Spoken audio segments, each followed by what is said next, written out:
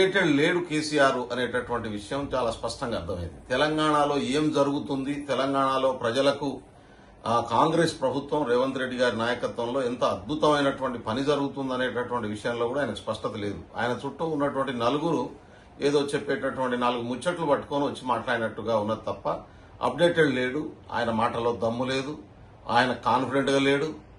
రెండోది, ఆయన అసలు బయట జరుగుతున్నటువంటి పరిస్థితుల పట్ల కూడా అవగాహన ఉన్నట్టుగా లేదు. ఎవరో ఒకరిద్దరు చెప్పేటటువంటి మాటలు పట్టుకొని మాట్లాడుతున్నట్టుగా ఉంది. ఇవాళ తెలంగాణ రాష్ట్రాన్ని ఇచ్చింది కాంగ్రెస్ పార్టీ, సన్న బియ్యం ఇస్తున్నటువంటిది కాంగ్రెస్ పార్టీ. నువ్వు అంటా ఉన్నావు మహిళలకు ఇచ్చినటువంటి బస్సు పథకం ఫెయిల్ అయిందా? మహిళలు చెప్తారు, బయటికి పోతే బస్సులో తిరుగుతున్నటువంటి పేద మహిళలు చెప్తారు. ఆర్టీసీని నిండా ముంచేసి ఆర్టీసీ సంస్థను లేకుండా చేద్దామని కుట్ర చేసి ఆర్టీసీ సంఘాలని రద్దు చేసి ఇవాళ ఆర్టీసీని క్లోజ్ చేసి భూములను అమ్ముకుందామని చూసింది మీరు కదా. ఇవాళ దాన్ని కాపాడి ఇవాళ ఆర్టీసీ సంస్థ ద్వారా మహిళలు ఆర్థికంగా బలోపేతం కావడమే కాకుండా ఇవాళ ఆర్టీసీ సంస్థలో ఉద్యోగాలు, కొత్త బస్సులు కొనేటటువంటి పరిస్థితి వచ్చింది. కనబడదా? పచ్చ కామెరలోనికి లోకమంతా పచ్చగానే ఉంటదట. ఇప్పుడు పచ్చ కామెరల రోగంతో బాధపడుతున్నట్టుగా ఉంది తప్ప ఇంకోటి లేదు. దాంట్లో అయితే అట్లా అనిపిస్తట్లేదు నాకు.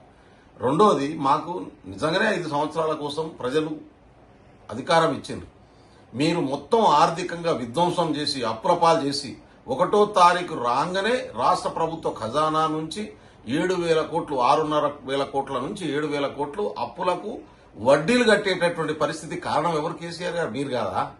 మీరు 10 సంవత్సరాలు పాలించి బ్యాంకులో తీసుకున్నటువంటి లోన్లకు రీపేమెంట్ 10 సంవత్సరాల తర్వాత మొదలయ్యేటట్టు చేసిపోయిందే. ఎవరు కడుతున్నారు ఇప్పుడు? మీరు కడుతున్నారా? మేం కాదా కడుతున్నది? కాళేశ్వరం ప్రాజెక్టు అద్భుతమైనటువంటి ప్రాజెక్టు. నవ్విపోదురుగాక నాకేటి సిగ్గు అనేటటువంటి పద్ధతిలో ఉంది మీ పద్ధతి చూస్తా ఉంటే. కాళేశ్వరం ప్రాజెక్టులో ఎందుకు నీళ్ళు ఆగుతలే? మేడిగడ్డ ఎందుకు కుంగిపోయింది? ఇవాళ మీరు కట్టినటువంటి 3 బ్యారేజీల పనికి రాకుండా పోయినటువంటి పరిస్థితి ఎందుకు వచ్చింది? ఇంటింటికి నల్లా పెట్టి నీళ్లు ఇచ్చిండ్రా మీరు? ఎక్కడ పెట్టిన నల్లాలు, ఎడిపోయిన నీళ్లు, ఎటుపోయినాయి ఆ ప్రాజెక్టులు? ఎందుకు కంప్లీట్ చేయలేకపోయినరు? పైసలు తినుడే మీ ఎజెండా. అప్పుల పాలు చేసి తెలంగాణ రాష్ట్రాన్ని వదిలిపెట్టి నాశనం చేసి పోయినరు మీరు. కలెక్టర్ ఆఫీసర్లు విధ్వంసం చేసిరు, సెక్రటరియట్ ను విధ్వంసం చేసిరు. మొత్తం ప్రజలకు సంబంధం లేకుండా చేసిపోతే మీరు చేసిన పాపాలు కడుగుతున్నాం కదా. ఇవాళ మీరు చేసినటువంటి పాపాలని ఒక్కొక్క దాన్ని సిస్టంలో తీసుకొచ్చే ప్రయత్నం చేస్తుండే కదా రేవంత్ రెడ్డి.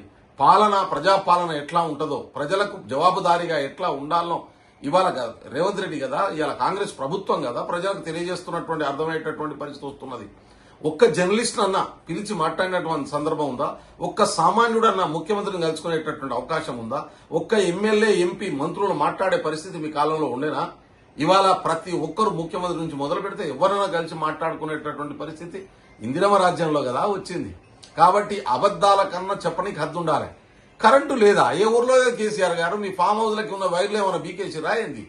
పీకేసుకొని మీరు అదేదో సోలార్ది పెట్టుకున్నట్టున్నది. మీకు ఇక తెలంగాణ ప్రభుత్వంలో 24 అవర్స్ రెప్పపాటు వేయకున్నా ఎంత డిమాండ్ ఉన్నా కరెంట్ ఇస్తున్నటువంటి పరిస్థితి మీకు ఎందుకు కనబడతలేదు? ఎందుకంటే మీరు అప్డేటెడ్ లేడు. ఏం జరుగుతుందో మీకు తెలియదు. ఇక్కడ ప్రజలు ఎంత సంతోషంగా ఉన్నారో మీకు అర్థం చేసుకునేటటువంటి అవకాశం లేదు.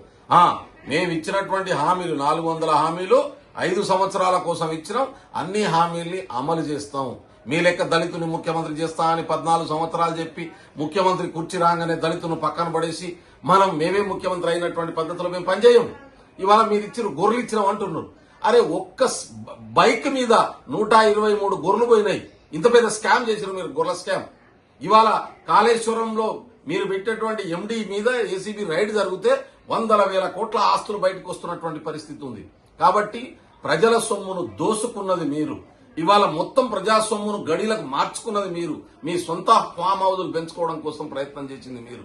కాబట్టి మీ లెక్క అందరు చేయాలని అనుకోవట్లేదు. బదనాం చేయడమే మీ పని.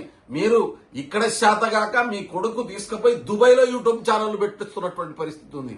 ఎందుకంటే తప్పుడు ప్రచారం చేయడమే మీ ఎజెండాగా పెట్టుకున్నటువంటి పరిస్థితి ఉంది. కాబట్టి ఎన్ని ప్రయత్నాలన్నా చేయండి, నడిచిటోని కాళ్లకు దుమ్మంటుకుంటది. మేము నడుచుకుంటూనే పోతాం. మేము చేసే పనిలో ఎక్కడైనా తప్పులు జరిగితే వాటిని సరి చేసుకుంటూ పోతాం. ప్రజలకు ఇచ్చినటువంటి వాగ్దానాల్ని అమలు చేస్తాం. కానీ నాకైతే క్లారిటీ వచ్చేసింది.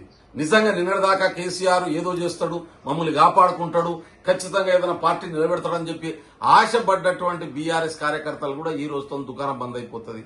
రేపటి నుంచి కనబడే పరిస్థితి ఉండదు.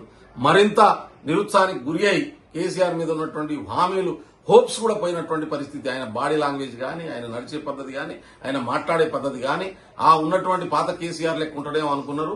నిజంగా అప్డేటెడ్ లేడు. ఇన్ఫర్మేషన్ కూడా పూర్తిగా లేదు. ఏదో నలుగురు చెప్పేటటువంటి దాని మీద డిపెండ్ అవుతుండ అనేటటువంటి విషయం చాలా స్పష్టంగా అర్థమైపోయింది. టీఆర్ఎస్ కార్యకర్తలకైతే నమ్మకం పోయిందనేది చాలా స్పష్టంగా అర్థమైపోయింది నాకు.